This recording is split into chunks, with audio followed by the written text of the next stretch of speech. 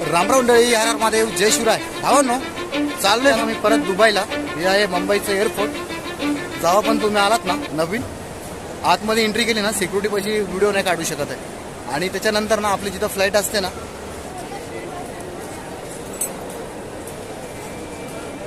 हे बघा, हे पाठीमागे ना इकडे बोर्डिंग पास होतं. लगेज वगैरे असलं ना ते तिथे द्यायचं. हे बोर्डिंग पास भेटला आणि मग आता इथं गेट आहे बघा. इथे एवढं काही टेन्शन नाही आहे. ठीक आहे. हे बघा, याच्यावर इथे हे दिसतं ना चिन्ह, हे बघा, हा जे चिन्ह दिसतं ना म्हणजे विमान उडताना तिकडे जायचं आहे. ठीक आहे. आता काही ठिकाणी ना व्हिडिओ नाही बनवू शकत एअरपोर्टला. इकडे वगैरे असं ते चेकिंग वगैरे असते ना, सिक्युरिटी रिझनसाठी व्हिडिओ बनवतात नाही.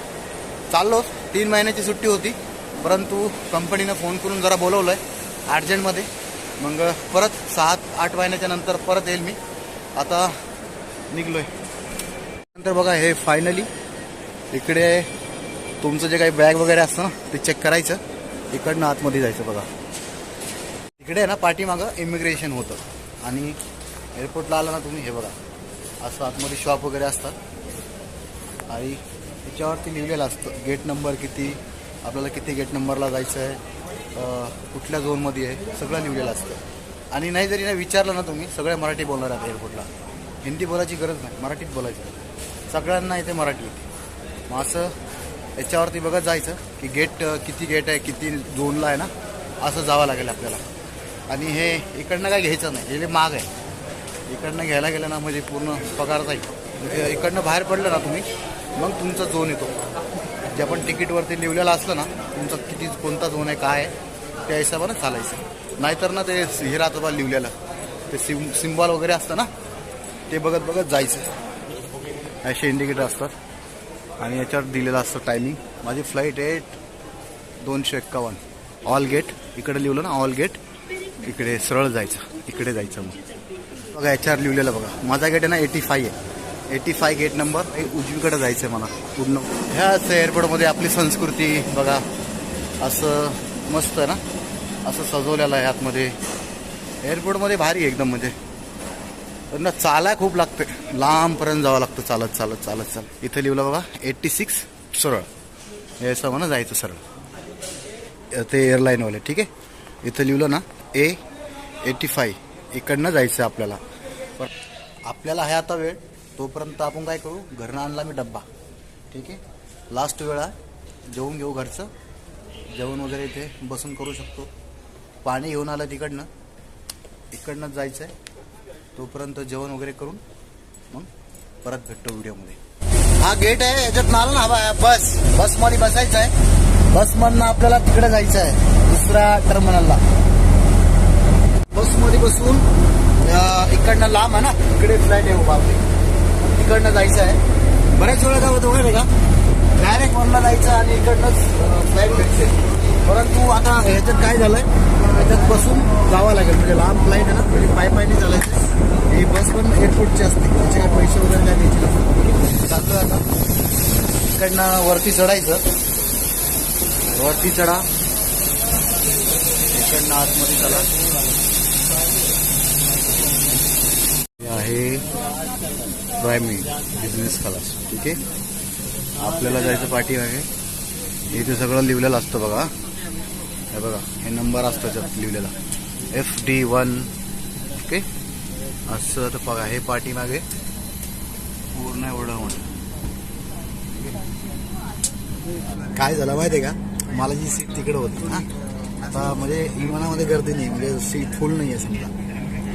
मी काय केलं, इकडे बसलो. म्हणजे असं बसू शकता तुम्ही. तिकडनं जी तुमची सीट असली ना, तिकडनं तुम्ही इकडे चेंज करू शकता. तर आता बसलोय. आणखी आहे भरपूर खाली आहे सीट. आणि मला ना जेव्हा पण मी येतोय पण आणि जातोय पण ना दुबईला, मला विंडो सीट मिळते. आता म्हणजे माझी सीट नव्हती, परंतु मी इथे बसलो. ठीक आहे. आणखी जागा असल्यामुळे बसू शकता तुम्ही. बाकी काय नाही. इमान बघा असं असतं. हे वगैरे तुम्हाला काही भीती वगैरे वाटली ना, मग याला खाली करा. है ना. इकडे वरती बघितलं ना बघा, इकडे वरती इकडे AC वगैरे असते, लाईट वगैरे असते. बाकी काही नाही. आणि बेल्ट वगैरे लावा लागतो.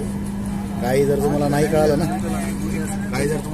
तर तुम्ही हे होस्टेसला सांगून त्यांच्याकडनं मदत घेऊ शकता तुम्ही. काही की तुम्हाला काही कळत वगैरे नसेल काही. सांगतात की आम्हाला मराठी येते, हिंदी येते, असं माईकमध्ये हिंदी बोलू शकता. असं नाही की तुम्हाला इंग्लिशच आली पाहिजे.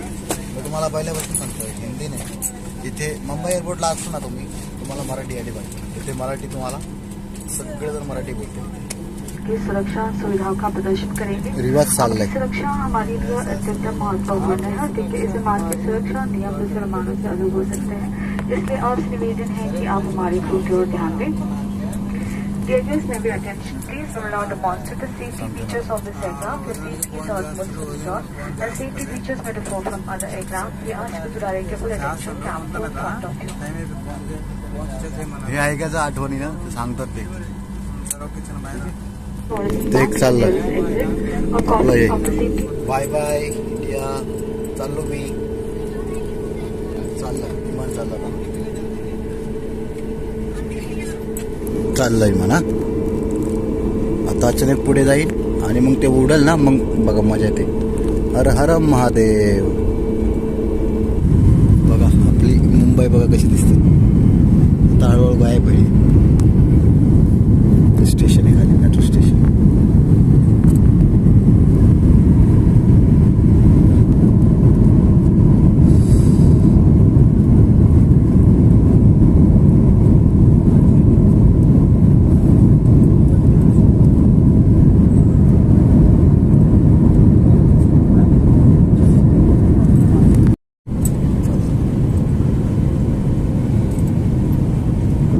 काय दिसत नाही काय.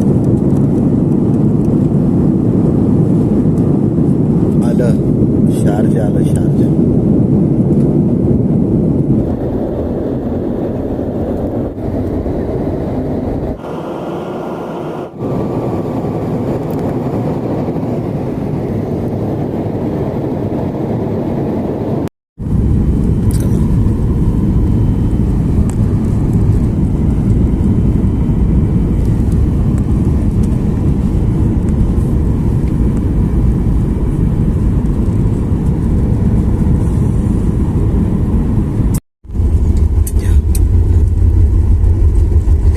शारजाला.